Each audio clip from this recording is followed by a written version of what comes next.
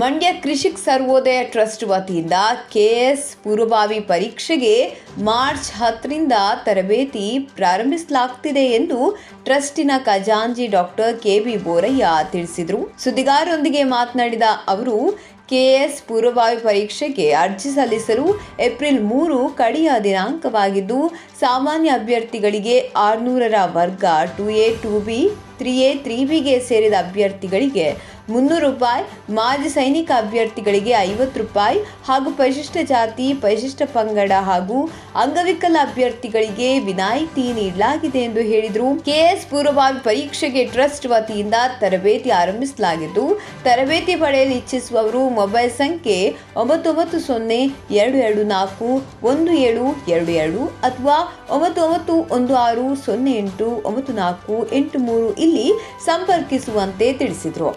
ಮೊನ್ನೆ ನಾವು ಈಗ ಒಂದು ವಾರದ ಹಿಂದೆ ಒಂದು free workshop one day workshop ಮಾಡಿದ್ವಿ.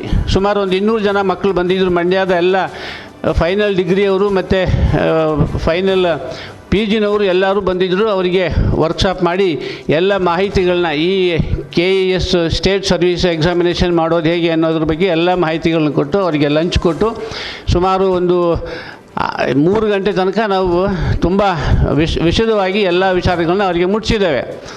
ನಾವು ಇಷ್ಟೆಲ್ಲ ಪ್ರಯತ್ನ ಮಾಡ್ತಿದ್ರು ನಾನು ಮೊದಲೇ ಹೇಳಿದಾಗೆ ನಮಗೆ ಸಾಕಷ್ಟು ಮಂಡ್ಯದ ಮಂದಿಗೆ ಅದು ಏನು ಹಿಂಜರಿಕೆ ಇದೆಯೋ, ಅದು ಏನು ಕಷ್ಟ ಇದೆಯೋ, ತೊಂದರೆ ಇದೆಯೋ ಗೊತ್ತಿಲ್ಲ.